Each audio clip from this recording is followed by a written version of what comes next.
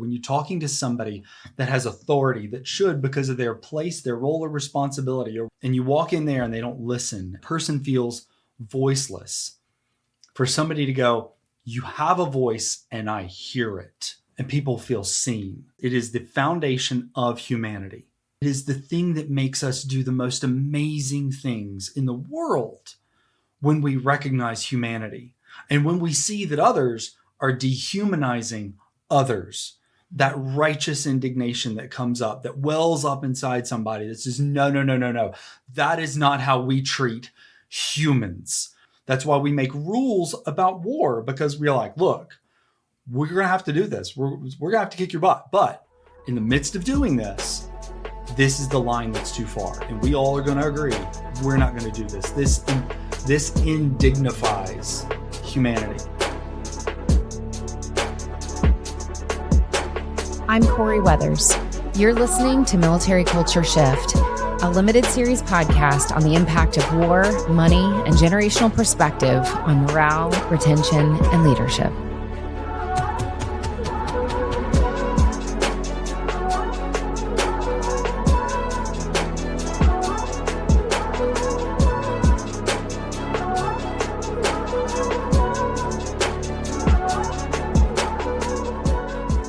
Chances are, if you've been in the military community for any length of time or have been watching the news lately, there are a lot of concerns about whether the military has changed. While the media and politicians want to focus on shifting military standards, there is a much larger shift we should be talking about. Headlines have been steadily increasing over the past decade with stories that suggest there are some internal cultural concerns in the military community. Are they a true picture of what's unfolding within? Or has the increase of technology and social media simply made what has always been there more visible? My book, Military Culture Shift, unravels some of the deeply complex and interconnected variables that contribute to some of the issues we are seeing today, including retention, recruitment, and declining morale. One very big variable is the younger generations entering the community with new values, expectations of what the military lifestyle should look like, and of course, work ethic. With millennials and Gen Z redefining long-standing definitions of authority, trust, and even the way we communicate, leaders today are struggling with whether to mold the next generation or evolve with it.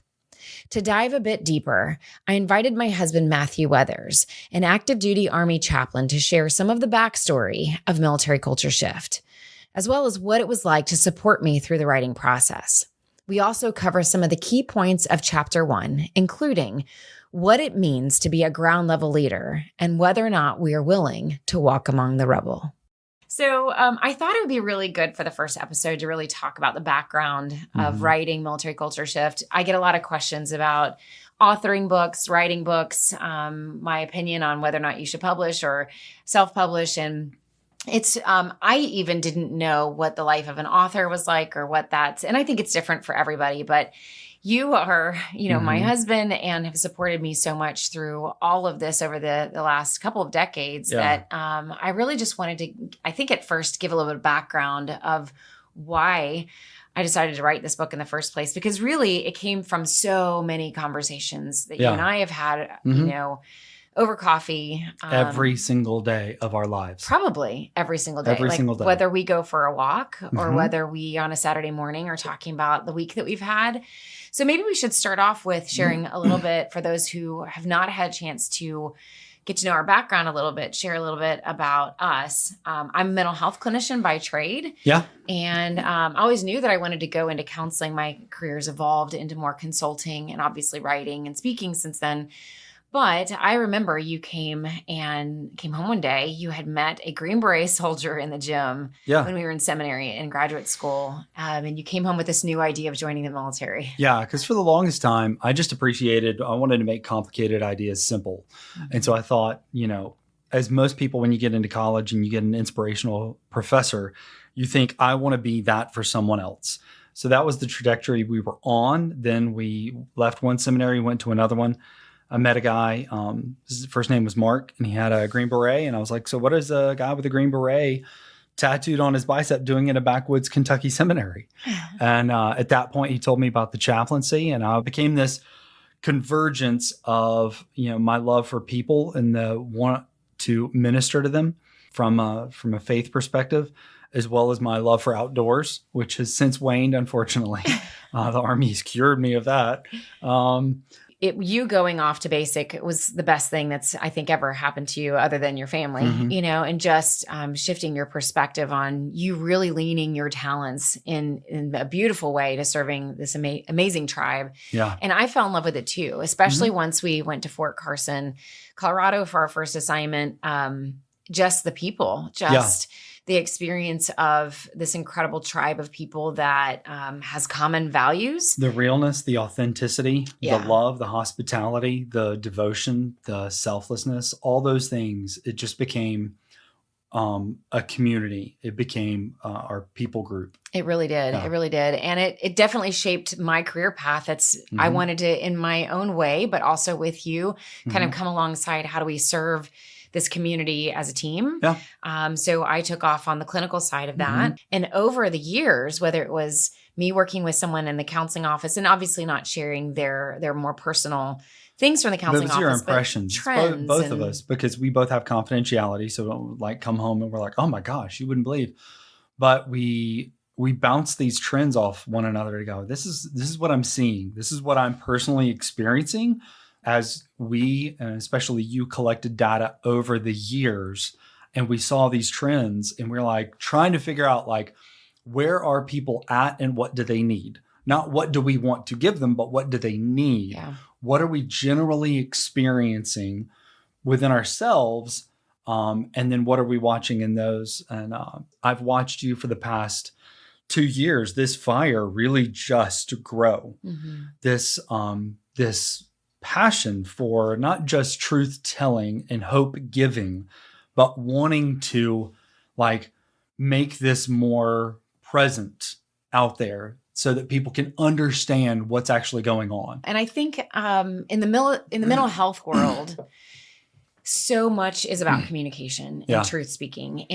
And we can't make progress in healing or moving forward or getting unstuck with things or achieving goals without good communication and telling the truth and just saying what is. Yeah. And I think that was one of the frustrations that I was having is, we would have these reports coming out of these singular issues of whether it's sexual harassment or a toxic leader or suicide rates or, all these. And I think the DoD has done the best that they can to address these as they were coming out. Oh, yeah. And it's a very big institution. And it's changing systemic issues within an institution. But I think I was getting frustrated because just like people coming into the counseling office, there were like some really important truths that needed to be talked about in order for us to get better. And that's what I think was kind of, in your words, shut up within me. Yeah. That there was clarity that needed to happen. And ultimately, I felt like people are missing this story. Well, I think what became different that started all this, when we moved from Carson to Stewart, that's when the culture shift happened. Yeah. That's when it started. And we came in luckily on the tail end of this, family building, we were doing life together, and you track all that beautifully through the book. Well, I think for me, that's what was the fire in my bones that you were talking about, was just the need to tell the story and bring clarity to all these trends and issues that I know we were both seeing as we were working with people. And we had talked about them over time as the culture itself seemed like it was going through a lot of shifts. Yeah, there was a constant going back and forth of what are we like, what are all the components to it? And it grew over time because when we initially started, we were just, I was a captain and we were just starting. We didn't know all the different components that go into the complexity of this whole thing. And then over time, we would bring in and go, oh, this is another thing I'm hearing. This is another thing I'm hearing. And something that became pivotal was when we were in Colorado, we were going through a difficult time together with a lot of other people. And it was a mass deployments. It was the R4 gen cycle. And you explain that in your book. But the shared, for lack of a better term, suffering that everybody was going through, and that we were all open about, that brought people together, right? But over time, as that community started to dissolve, and we saw that when we left Carson to Stewart, as it began to dissolve, people weren't talking about what they were going through. Yeah. People were on different deployment cycles. People were having these vastly different experiences over time. And they were all online. And by not sharing that, not knowing it, by not being open about it and honest with it, because you talk about being honest, telling your story, people think they're alone. Mm-hmm. And that's the key thing that I love that you do in the book of you help people go, look, you're not alone. And so in a counseling session, behind closed doors, when people are telling the truth of what's going on in their life, they think they're the only one experiencing it. Right. Isolation can drive people crazy because sometimes it's a self-imposed isolation. It's a fake isolation. But once people start to go, oh, wow, I'm not the only one, and you and I over the last several years started to see a lot of people thinking they were the only one. Yeah. And I think I took that for granted because we do work with so many people and we are seeing these trends and we know, like, from session to session or from speaking engagement to speaking engagement, these are the common issues that keep popping up everywhere. But I've had people actually reaching out to me who have read the book already and they're going, I thought it was just my perspective that had shifted. Yeah. And I think even though that's why I wanted to write the book, it's just to tell the story. I think I'm still surprised and realized that I didn't know how many people did not have their stories validated who may feel like their experience of growing increasingly more lonely in this culture, or wondering why things aren't working out the way that they did before. Or maybe you're just now getting leadership positions and people aren't showing up and it's not you. Yeah. It's the broader culture that's shifted. Yeah. And telling the truth and letting people hear the truth from other people helps them, like, it calms them. It's like G.I. Joe. Knowing is half the battle. Once they know, they're like, okay, cool. Now I can do something about it.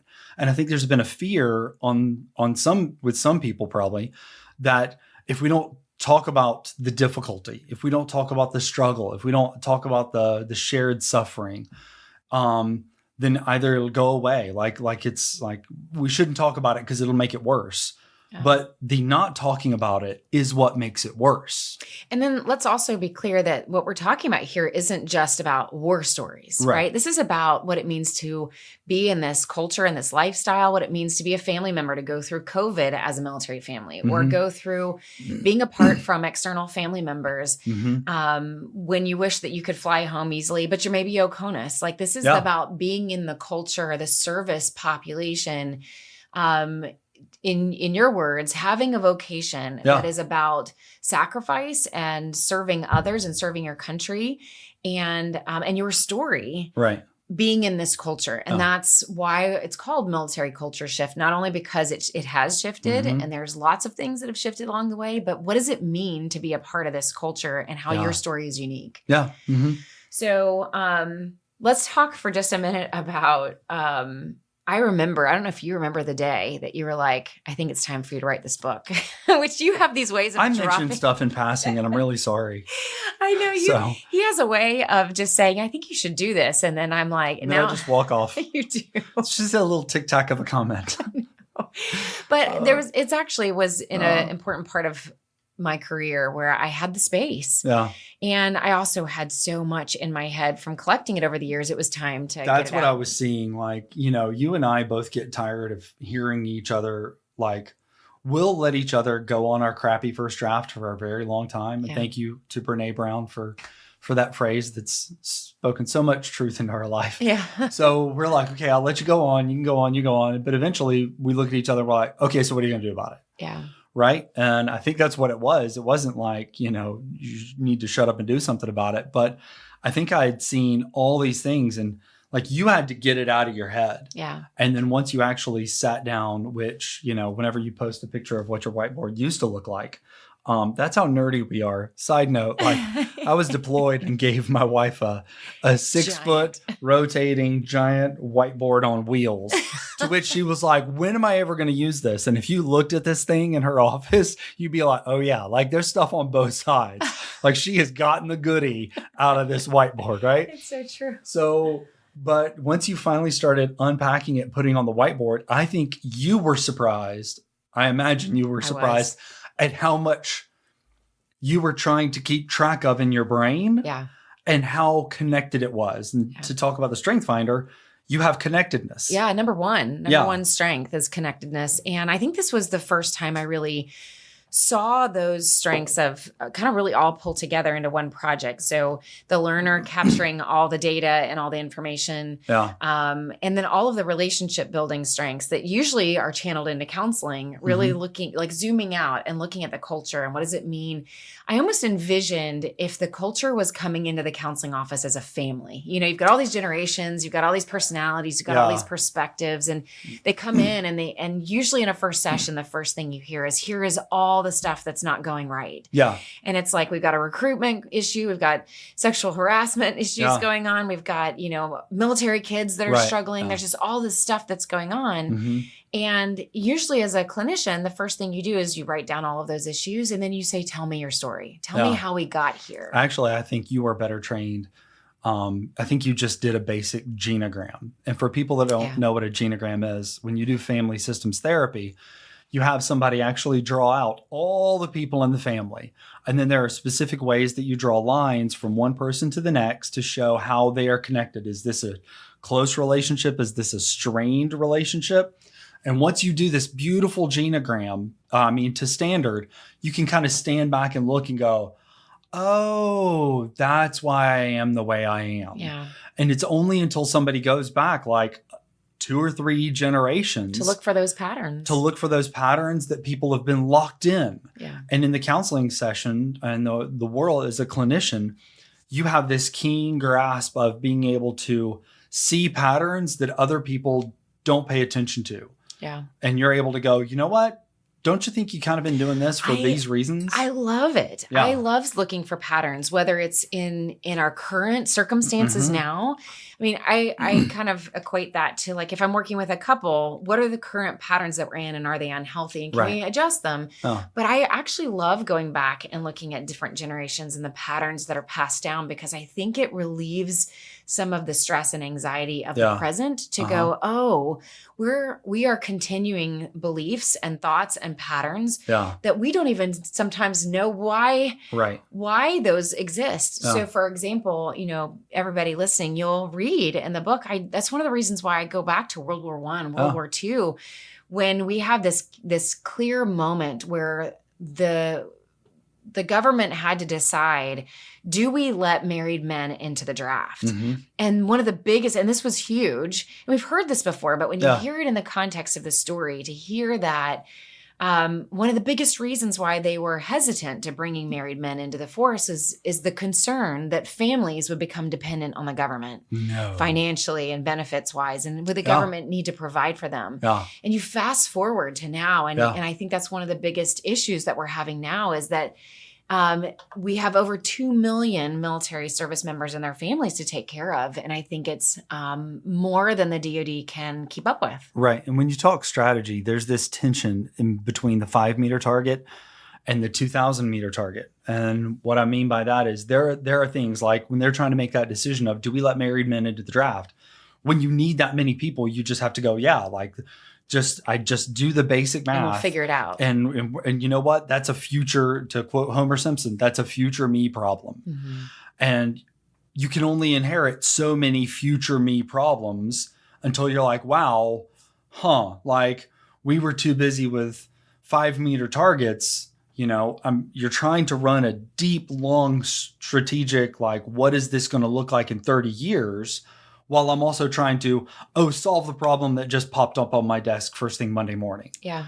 And we're not staffed for that. And too many people are like, it's just the speed at which decisions are attempting to be made across the board in the world nowadays can prevent anybody from sitting and doing a deep think, long-term, strategic thing. And what's fascinating is like you could do as much deep think as you want about a long-term problem, but the enemy gets a vote.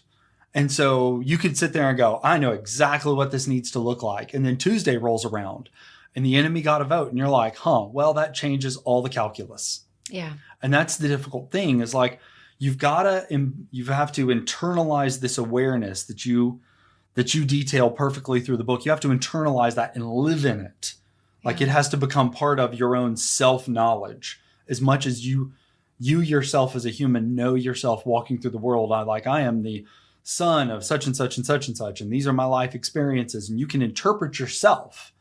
But the military culture is an entity in and of itself that has to be interpreted from all these various lenses and experiences, all these reactions that we've had to have, that people have absolutely done the best they possibly could in the moment, which leads us to the now of here's where we're at. Like, here's what we've inherited. Now what? Now what? And so maybe this is a good opportunity to just kind of vision cast how people can read the book and and maybe what this podcast can be about. And I'll kind of share my thoughts. And you've been kind of watching all of this unfold from your perspective, and you can share yours.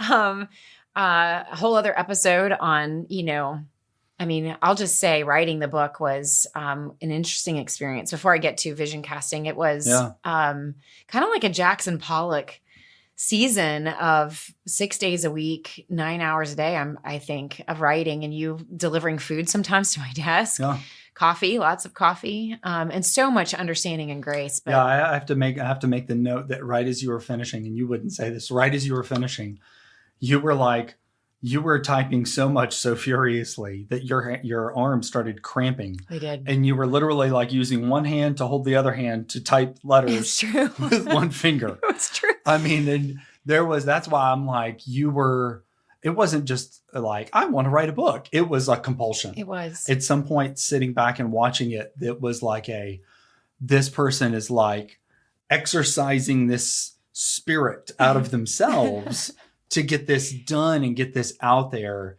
out of love. Because when you're in the counseling session, and I keep going back to your role as a clinician, there's only so much you can internalize without feeling like I have to do something. Yeah. And that's especially when you're hearing it from everybody. It's the birthplace of great advocacy, when you're like, I am getting all the voices and now I need to give voices to those voices.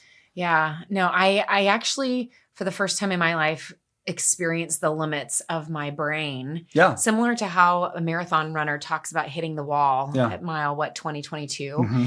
Like I remember my brain physically feeling my brain talk to my fingers and tell them to move. Like I was like, this is a whole other level of tired. Yeah. But I think that's just for those of you who are curious about, what does it take to write a book? How weird did it look? It looks very weird. But I will say, there was a rush to get it out now because everybody is needing some of these conversations to start. And so I think that is the goal. That's what I want people to know about this book, is that this is an opportunity for you to just really sit back and understand the whole story, understand the complexity of the problems that we have, so that we can start conversations like this and then create some solutions. Yeah. I am not one to say that I have all the solutions. And I think even if I tried to offer them, I could put them out today and tomorrow they might be irrelevant. And so I think it's a time to pilot new ideas, to have bigger, broader conversations, and to introduce the complexity that we've got to be careful to be too quick to solutions, because I think you'll see in this story that there are some things decisions that were made quickly without a lot of thought, and we were dealing with the consequences of those. And so really it's how do we listen to the whole story, see the complexity, so that when we get into these conversations, we are kind of showing up to the table with an educated perspective. I think it's interesting when we talk solutions, we usually talk program, we talk things that we can implement, talk things that we can measure or, quantify. We're measuring everything. And to go back to one of my favorite books, Failure of Nerve, and talking about the graveyard of data, we can measure all these things in order to provide a solution. But the thing that really comes through in your book, and I've read it twice, probably 2.5 times, is that one of the biggest parts of the solution is awareness and living in that awareness. There's a self-awareness. There's an awareness of the other. There's awareness of the system that we're all in, and living in respect to and awareness of that.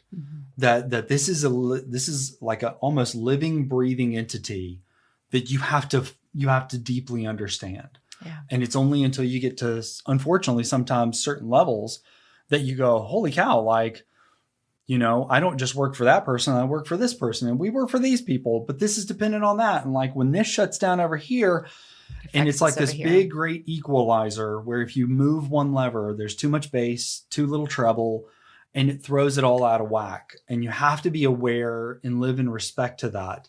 And then maybe even definitely bring people up and if they don't have that awareness, to give them that awareness. Because sometimes just knowing brings people peace. Even if they can't change it, they just know.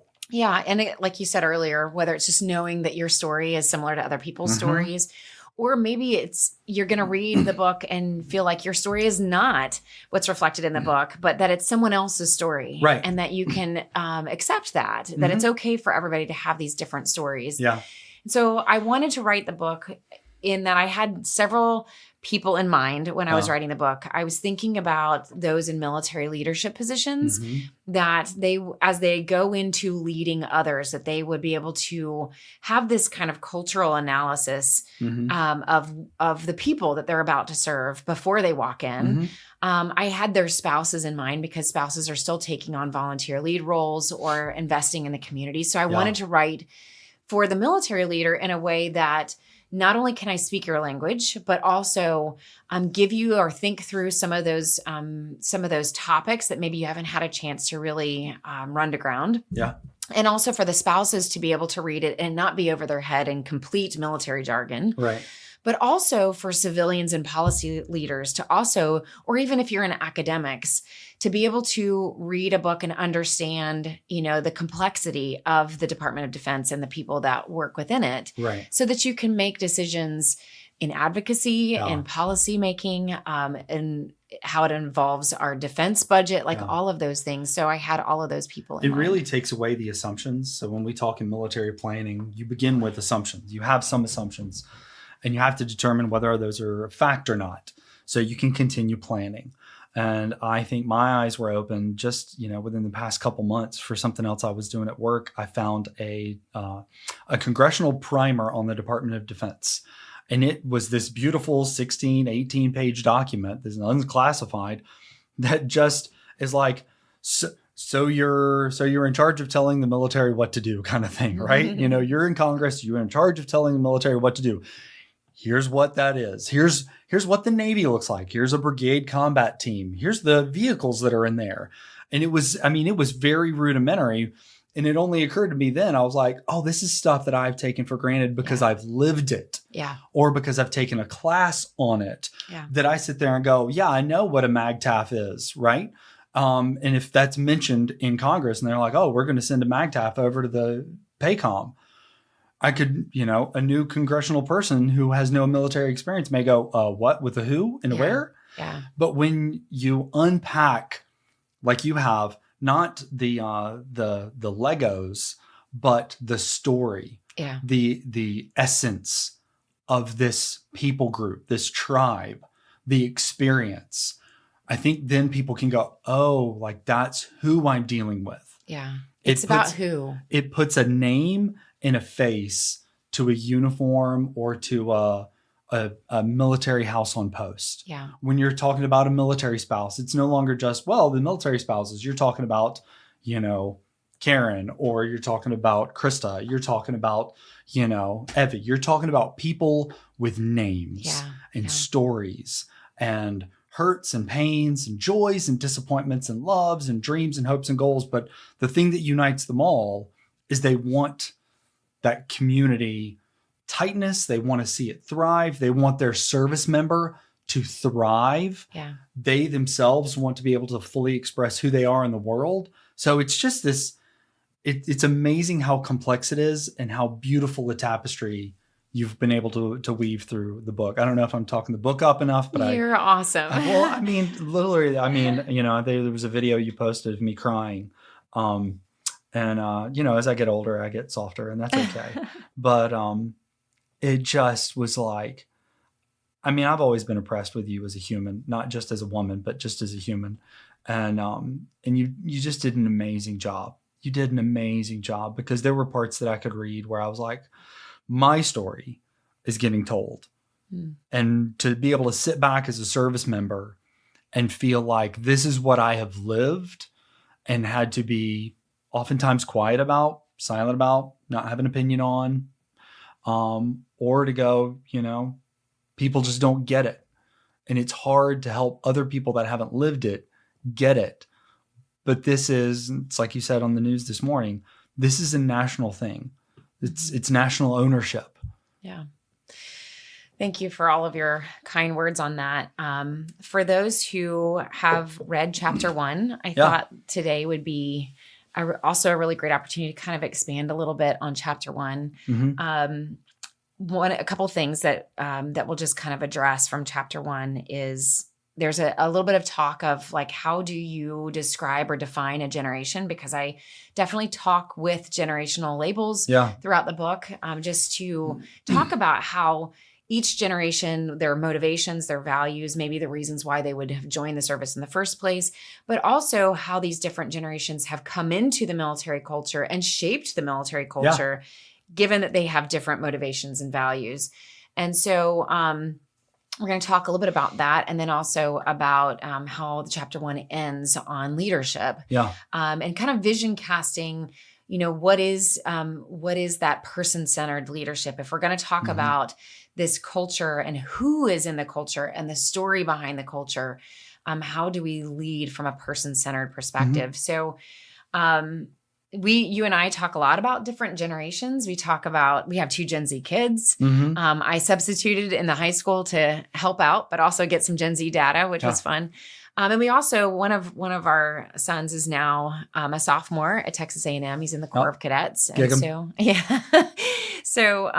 and he's also thinking about joining the Air Force and is one of those Gen Z waiting on a waiver because of a health condition he had when he was 5. Right? Like it's ridiculous. So we are living this also personally. And it was also fun at times to run some of the Gen Z data by both, not only my kids, but other kids and other even older Gen Z and those that are even already in. So there's a lot of talk in there about generational differences. And I think the first thing that I want to just address, and I mentioned this in chapter 1, is that Pew Research recently came out, I think it was in 2023 this year, where they are not going to use generational labels as much. They're not going to say Gen Z, millennial, really because some people do feel like you're putting me in a box. And honestly, you and I could say the same by our birth year. We are Gen X, but right on the line of Gen X, millennial.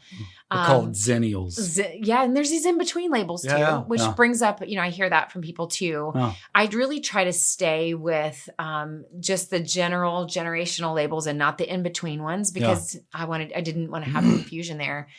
And I just want to say I really respect Pew deciding not to do that, because I also struggled with that in writing the book is just that constant reminder that we can start off with these labels that kind of put us in categories, that we all have these familiar characteristics, values, historical markers that shape who we are and who we are with other people and common interests. But there's also something to be said about developmentally how we change. You can have, for example, Gen X tends to be pretty rebellious around music, and we shaped MTV and videos, music videos, and shaped a lot of music in the culture, rebellious in some ways, but yet we grow out of some of those things in adulthood. We grow and change as we become adults. Yeah, I think, I don't know. I'll take a contrarian viewpoint. I'm fine with the labels. Simply because I think, I don't sit there and go, well, I go like for Gen X, all Gen X is this way. I don't think that way. But if somebody says I'm Gen X, I could probably be like, I could go dun, dun, dun, dun, dun, dun, dun, dun, dun, dun, and they'd be like, oh, MTV. Yeah. And then you'd be like, you know what? Or they, you mentioned remote control. You talk Kurt Loder. You talk Oregon Trail. When I go out Oregon and teach, Trail. I say Oregon Trail. And all of Gen X is like, It really depends. It's like you could sit there and go, so where were you when you were watching the Clinton testimony, where you were like, what is going on in the world today? Yeah. Where were you? I was driving to Beck Middle School when the first President Bush said that he had just ordered airstrikes and was kicking off Desert Storm, Desert Shield. Yeah. I remember exactly where I was to go, our nation is at war. I remember 9/11. I remember us staying up and sleeping on a futon because that's what we could afford. Yeah. On September 11th, the evening of September 11th, 2001. To watch the news all night. With the news on all night on a cathode ray tube TV. And that's not to say we're old. Yeah. But if I try and tell that to somebody now, they're going to be like, I bet that, oh, okay, all right. And you're like, no, it's hard to communicate. So we have to hold sacred the pivotal global events that shaped people groups. Yeah. And the last thing I'll say, when I served with the Australians, and this isn't just like it's Gen X everywhere. When I served with the Australians and I started talking, Vietnam means something to us in America. You can't, that word is loaded in our DNA, right?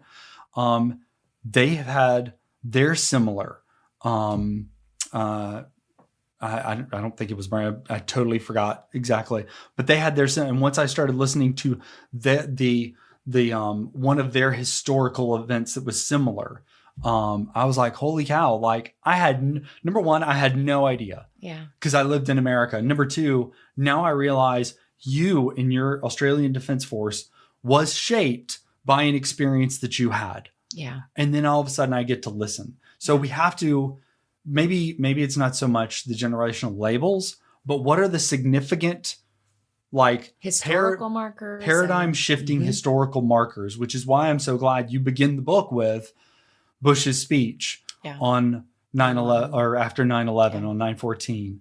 And because people don't understand, it was not a presidential speech. Yeah. It was so much more beyond that for everybody that was sitting there going, what do I do now? Yeah. Yeah.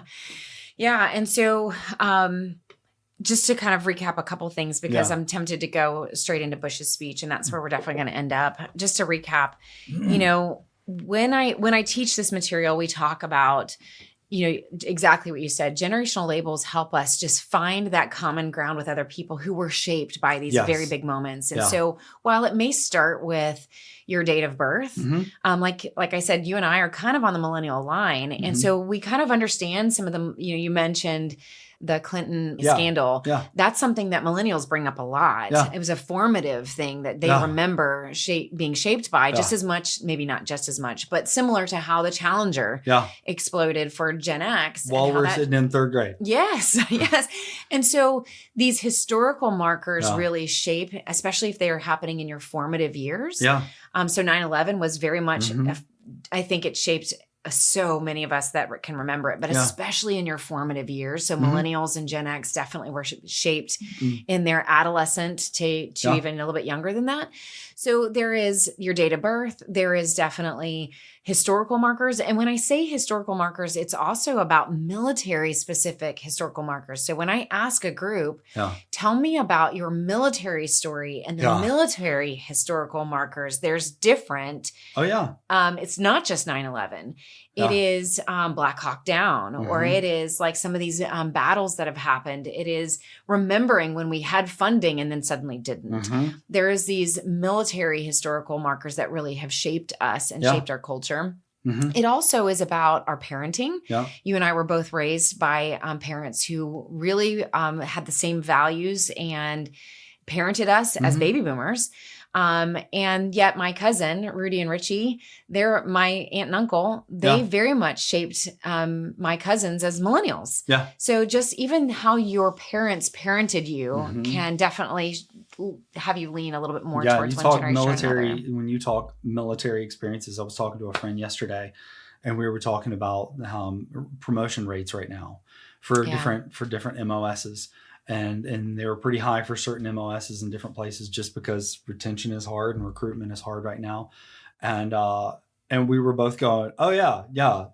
We're at the same promotion rates we were back in like 7, 8, 9, 10, 11 or 7, 8, 9, 10 when we were like, hey, la-di-da-di everybody, we're guess what? You made it, right? And we mentioned, we're like, yeah, but we've been there before. We know how to handle this. And we also are able to go and we know what it's going to look like in 2 or 3 years. How it's going to change. Because we lived through it. Yeah. And it's people going, no, I lived through that. It's like back in the 90s when they went through a reduction in force, people going, oh, no, I lived through the RIF. I lived through the wholesale. I lived through the pink slips. I lived through that.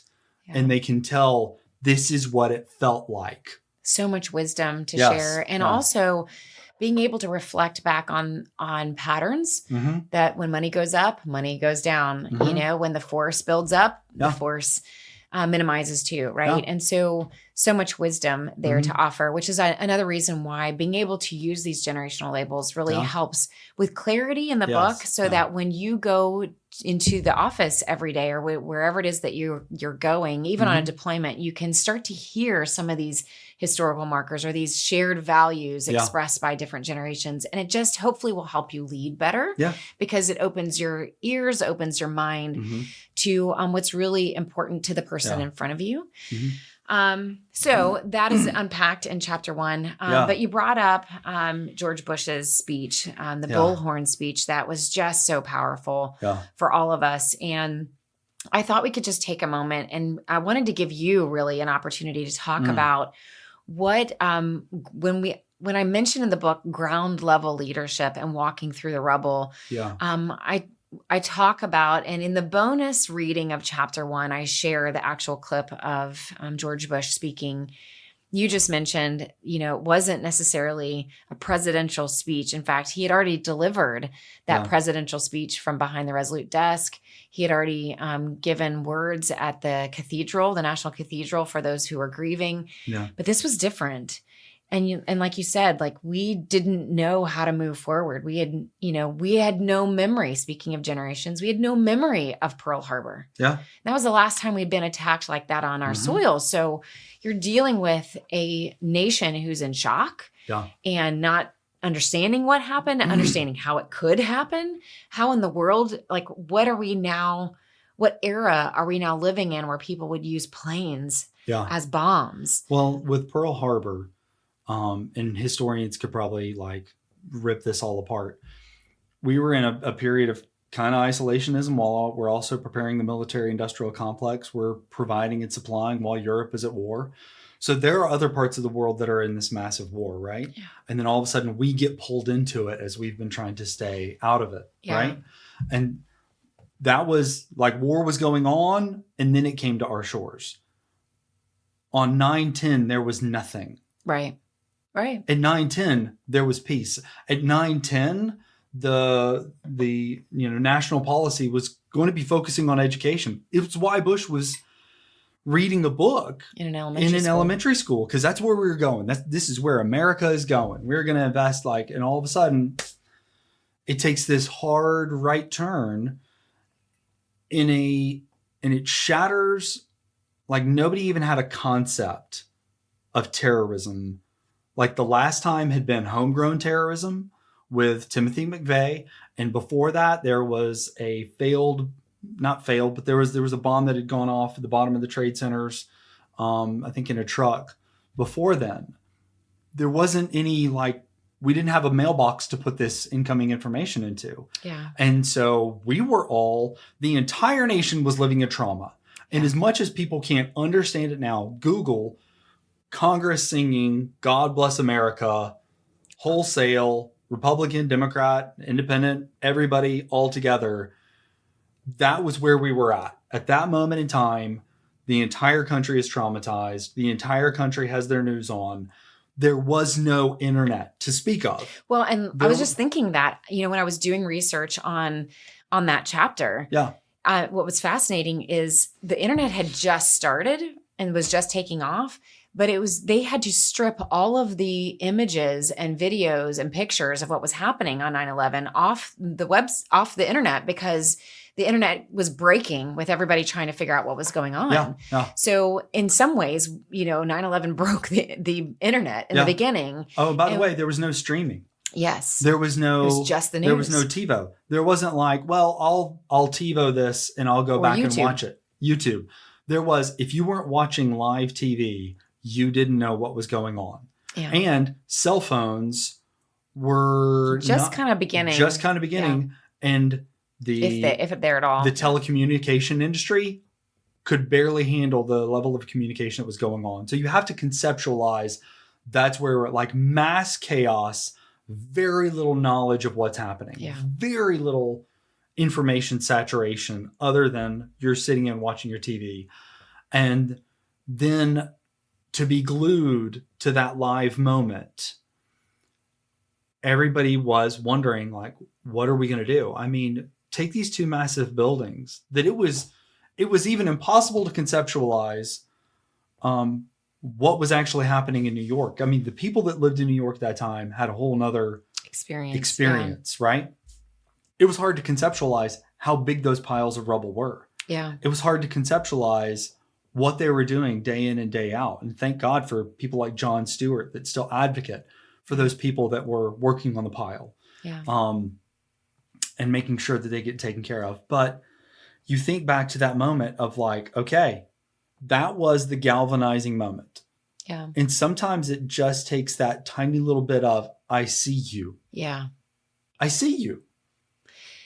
And that's what I think Bush did that day. Oh, absolutely. And the more I just thought about, and I think what really got me hooked on I mean, obviously I had a personal memory of it, but if anybody's listening, if you've not joined Masterclass, it's one of my favorite things you can learn so much from so many people with their subscription, and they have a presidential series. And George Bush was talking about his own personal experience of these different speeches that he was giving. And he talked about in his masterclass how he at first took that bullhorn and started to say what he had already said in the National Cathedral and realized like this was not working. This is not what the people needed to hear. This was it called for a different response. Yeah. People were angry. People were exhausted. People were burned out from working. They were confused. They had all these feelings. Mm-hmm. And in this one candid moment when his bullhorn isn't working and someone says, I can't hear you,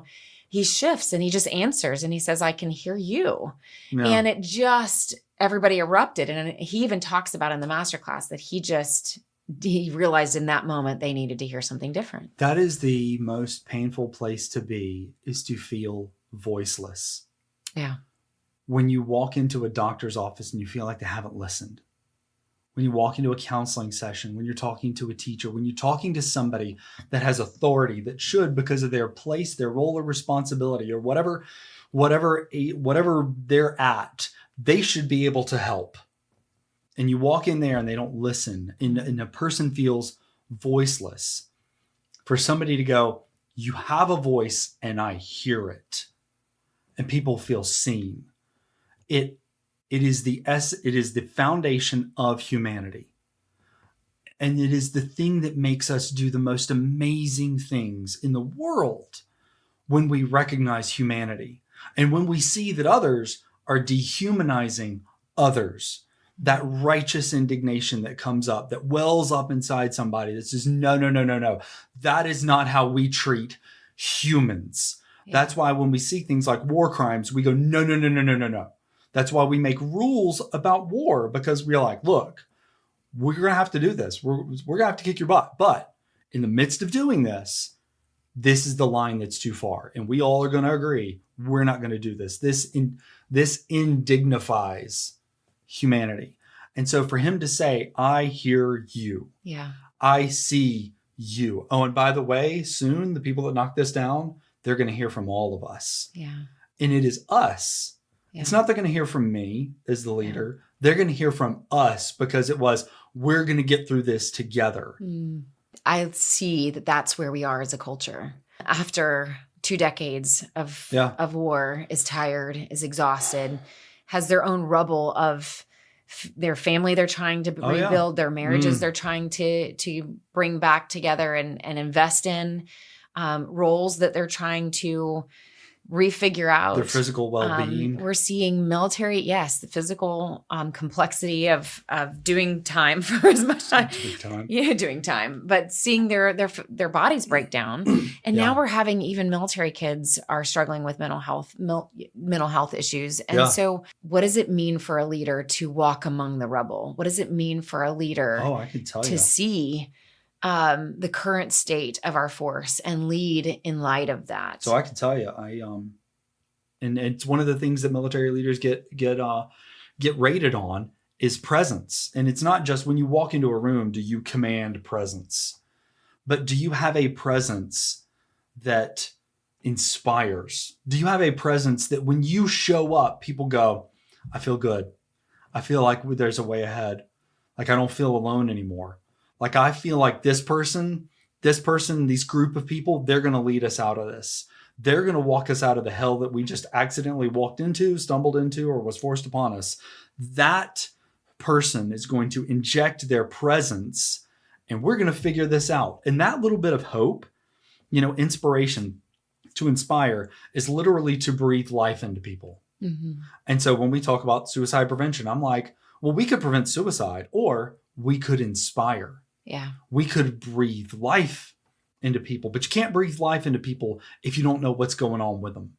Yeah, I think the military is really good at teaching leaders how to execute, how to execute leadership. Yeah. And I think that my challenge, I think this is what you're challenging people as well to do, is to just pause before you execute. Yeah. Like just pause and think about the person that's in front of you and whether or not they are asking you to execute just yet. Yeah. There are times that I think that as leaders, we have to just move forward and we need to hope that people are following. And that requires trust. It requires a relationship established. And I get to that in the book. Yeah.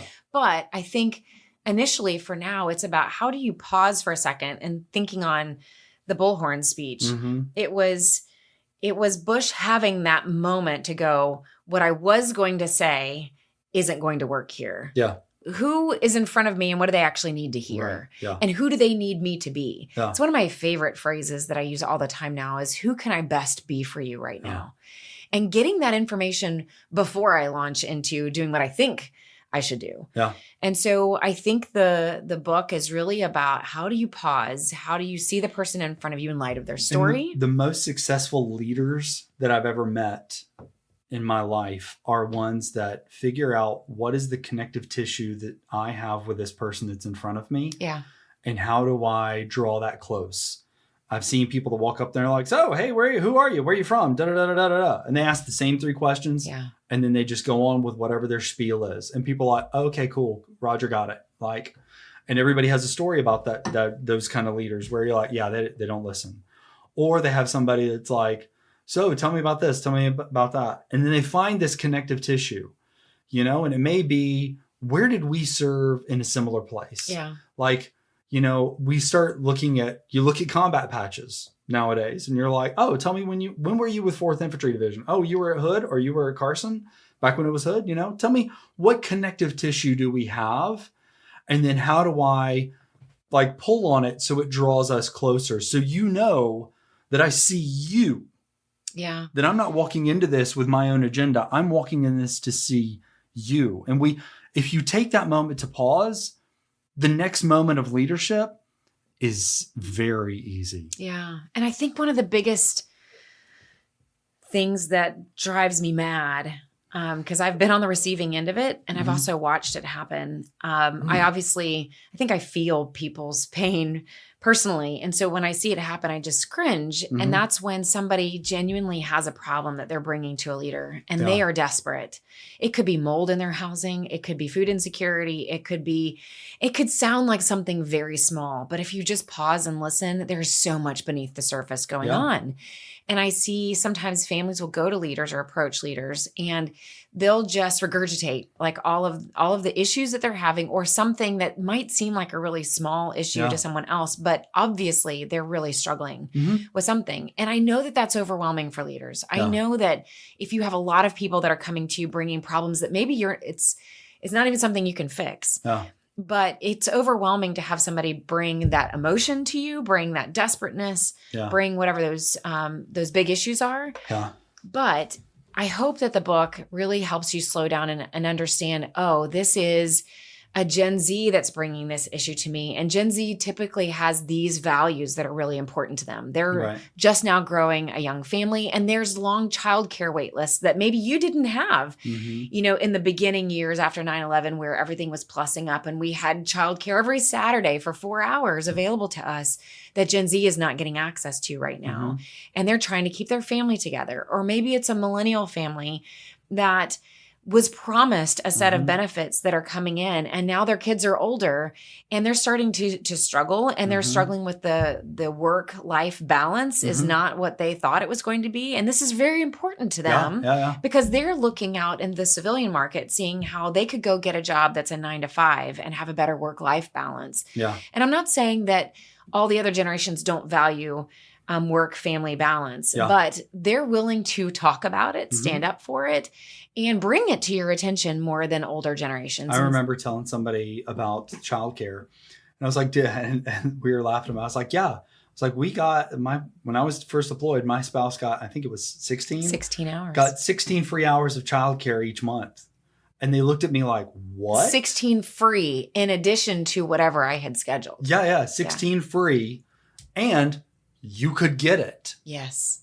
Yeah. I mean, just the other day, you had a service member that you had never met before asked you for a ride because he didn't have a car. Yeah, yesterday. Right? And then you have bus routes now being talked about at Fort Cavazos, where so many of these service members who don't have cars or families that can't easily get to the grocery store or the commissary could now ride a bus. Like, it's a small decision with huge impact simply from listening. I can ride a bus, which means I don't have to buy a brand new car at 38% interest. Oh, and maybe if I teach you about saving and investing, you don't have financial arguments in your family. Yeah.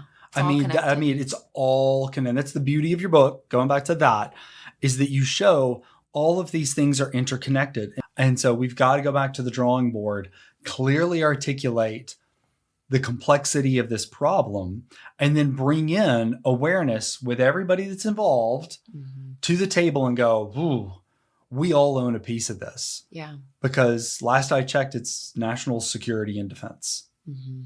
I just kind of want to ask you, you are serving, in and among the problem and also working with people every day. What would you say is the important thing for leaders to understand about the current state of morale in our force today? So I'll say this for everybody. There's a Ben Harper song called Better Way. It says, I believe in a better way. It says, life is sharp. It cuts at me like a knife. Everyone I know is in the fight of their life, and I believe there's a better way. Every human in front of you has a problem that they haven't told you about. Mm-hmm. Every human that you are interacting with, checking out through the grocery store, that is waiting on you at a restaurant, that is in a car in front of you or just cut you off in traffic. Everybody has something they're dealing with, whether it's a family of origin, whether it's something that just came up in their life, whether it's a medical issue, behavioral health issue, you name it. No human has a perfect life free from suffering, pain, hurt, distraction, chaos, whatever, right? As you are interacting with everyone, just assume that there is something in the back of their mind that they're pushing down so that they can interact with you in that moment. Mm-hmm. So what I would say to leaders is pause and take the opportunity to humanize the person in front of you. I don't think it's a balance of the mission versus the people. I think as we balance the humanity of the people in the accomplishment of the mission, we make the mission happen better. Yeah. You fight harder for people you love, for people that you trust, for people that you go, you know what, you're worth dying for. And that's what we have to get to the place of. We understand one another in the military to literally say the phrase, you're worth dying for. Like, I'm going to give up all my hopes, dreams, goals, and desires for the remainder of my life, breathe my last breath so that I can take care of you. That's the depth of trust, care, love, vulnerability, leadership that we all have to embody. But here's the beauty. When we all do that, we get so much more accomplished, so much faster, so much easier. Yeah. And it's so much more enjoyable. We're like, isn't that, because that's what we signed up to do, to be a part of something bigger and greater and better than ourselves. And when we talk about younger generations, that's what they're longing for. They have an existential longing. Give me something to believe in, And when we go, hey, this is what we do on behalf of the nation. And we have to know that we serve more than ourselves. We serve a something that that's intangible, that it's hard to describe, but that is so beautiful to be a part of. And when we do it right, it is magic. It is absolute magic. And you stand there and you're like, I can't believe we got to do this. I can't believe we got to serve with these people that have changed and shaped our lives in beautiful ways, that still do. That you're like, God, I love that person. Like I couldn't love, like they taught me to love more. But that's the family.